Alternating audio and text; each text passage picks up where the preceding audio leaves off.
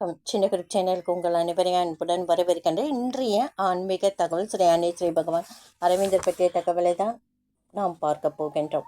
அன்பர்கள் அனைவருடைய பிரார்த்தனை ஸ்ரீ அன்னை ஸ்ரீ பகவான் அரவிந்தர் திருப்பாதங்களை சமர்ப்பணம் செய்கின்ற நம்பிக்கையான நியாயமான பிரார்த்தனைகள் நிச்சயமாக கைகூடும். ஜீவனுள்ள மலர்கள். இந்த ஜீவனுள்ள மலர்கள்ன்ற புத்தகத்தில் பார்த்தீங்கன்னா ஸ்ரீ அன்னை சொன்ன அத்தனை மலர்களும் ஒவ்வொரு பிரச்சனைக்கும் உகந்த மலர்கள். அந்த மலர்களை வைத்து நாம் ஸ்ரீ அன்னை ஸ்ரீ பகவான் அரவிந்தரை பிரார்த்தனை செய்து வர நம்மளுடைய பிரச்சனைகள் நீங்கும் என்று சொல்லப்படுகின்றது. அந்த மலர்கள் ஜீவன் உள்ளன, உயிரோட்டம் உள்ள மலர்கள். அதை பற்றி தான் ஸ்ரீ அன்னை என்ன சொல்லியிருக்காங்கன்றதையும் நம்ம அந்த மலர்களின் பயனை தொடர்ந்து நான் டெய்லி 2 வீடியோவில் ஒரு வீடியோ மதரை பற்றியதும் ஒரு வீடியோ மலர்களை பற்றி நான் போடலான் இருக்கேன். இன்றைக்கி நம்ம ஆரம்பிக்க போகிறோம். ஸ்ரீ அன்னை பெயரிட்டுள்ள 800 மலர்களில் நமக்கு உதவாது என்பதே இல்லை. எல்லா மலர்களும் ஒவ்வொரு பலனை கொடுக்கக்கூடிய மலர்கள் தான். இப்போ எல்லாம் குடும்பம்னா வாழ்க்கைன்னா பிரச்சனைகள் இருக்க தான் செய்யும். நிறைய பிரச்சனைகளை மனிதர்கள் சந்தித்து கொண்டு தான் இருக்கின்றார்கள்.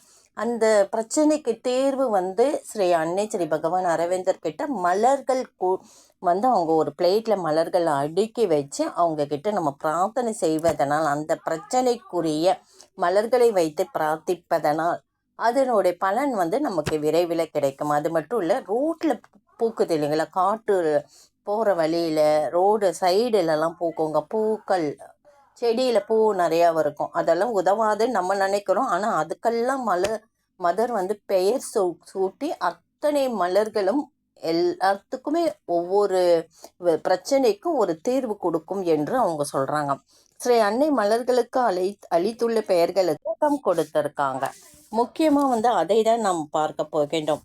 ஒரு கல்யாண ஏற்பாடு செய்யும் போது, ஒரு தேர்தலை நடத்தும் பொழுதும் எந்த பிரச்சனை எந்த நேரம் எழும் என்று நம்மளால் சொல்ல முடியாது.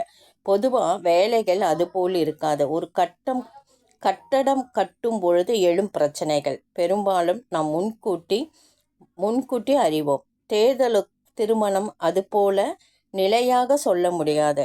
என்ன பிரச்சனை வரும், எப்படி அது சுமூகமாக கொண்டு போகிறதுன்ட்டு.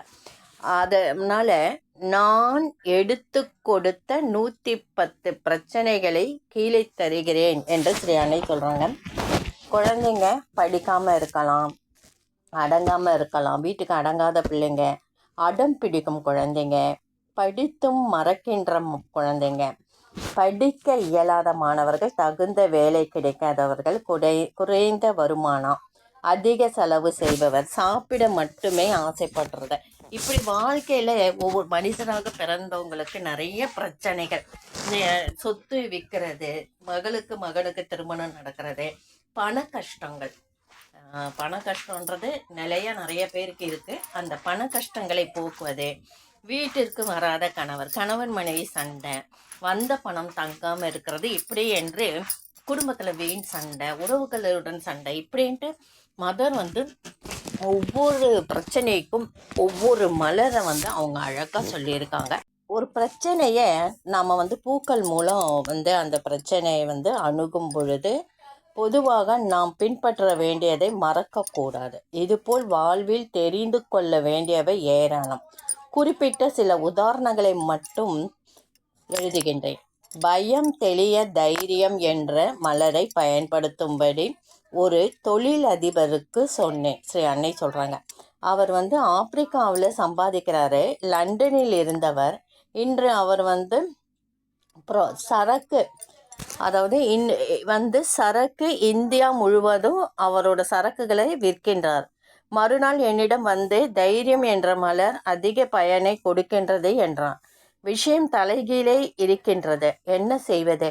கோளாறு மலரில் இல்லை. அவருக்கு மலர் மீது சந்தேகம் வந்துவிட்டது.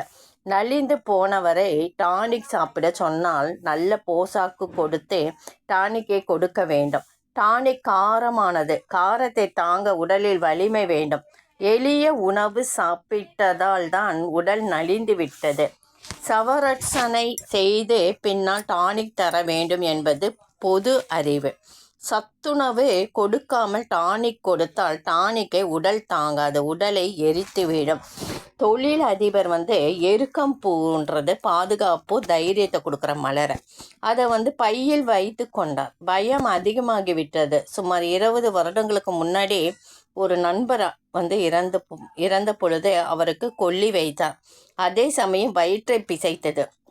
அதிலிருந்து அவருக்கு ஒரு பயம், ஒரு வித பயம் வந்துருத்தா. என்ன செய்கிறாரு, ஸ்ரீ கர்மயோகி அப்பா அவர்களை வந்து போய் பார்க்குறாரு. கர்மயோகி அப்பான்றது ஸ்ரீ அன்னை ஸ்ரீ பகவான் அரவிந்தரோட நெருங்கி சீடர், அவங்களுக்கு நம்பகமான சீடர். அவர் வந்து அவர்கிட்ட போய் பார்க்குறாங்க.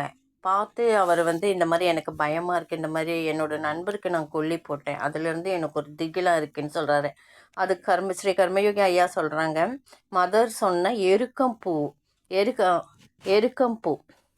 எருக்கம்பூவை வந்து ஸ்ரீ அன்னை படத்தின் முன் வைத்து ஒரு நாள் இருந்த பின் அதை எடுத்து பையில் வச்சுக்கோங்க, வச்சுட்டு நீங்கள் போகக்கூடிய இடத்துக்கு போங்க என்று சொன்னேன். படத்திற்கு எருக்கம்பூவை சாத்துவதால் ஓரளவு தைரியம் வரும், பயம் அழியும். பிறகு பூவை எடுத்துட்டு எங்கே போகிறீங்களோ அங்கே தைரியமாக போங்க. ஒவ்வொரு பிரச்சனையிலும் இதுபோல் கவனித்து செய்யக்கூடியதுண்டு. முன் யோசனையுடன் செயல்படுவது நல்லது என்று ஸ்ரீ கர்மயோகி ஐயா சொல்கிறாங்க.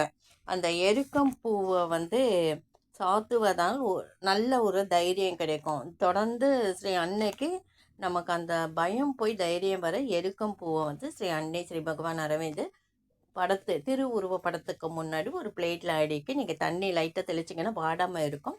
வைத்து நீங்கள் வந்து இந்த ஸ்ரீ கர்மயோகி ஐயா அவர்கள் சொன்ன வழிமுறையை பின்பற்றினா நமக்கு பயம் தெரியும். 28 மலர்களையும் குறிப்பிட்டு தேவையான இடங்களின் போதுமான விளக்கங்களையும் மற்ற இடங்களில் குறிப்பானவற்றையும் உதாரணமாக சொல்லிவிட்டு மற்ற பிரச்சனைகளையும் அவற்றிற்குரிய மலர்களையும் வரிசையாக நம்ம பார்க்கலாம். இப்போ தைரியத்துக்கு எருக்கம் பூ மலரை நம்ம பார்த்தோம். அடுத்து தொடர் வந்து நாளை பார்க்கலாம். இந்த பதிவு உங்களுக்கு கண்டிப்பாக பிடிச்சிருக்கும்னு நினைக்கிறேன். இந்த பதிவு பிடிச்சிருந்தால் லைக் பண்ணுங்கள், ஷேர் பண்ணுங்கள், சப்ஸ்கிரைப் பண்ணுங்கள், கமெண்ட் பண்ணுங்கள். நன்றி. அடுத்த ஒரு ஆன்மீக தகவல் இதை விட சிறப்பான ஒரு தகவலை பார்க்கலாம்.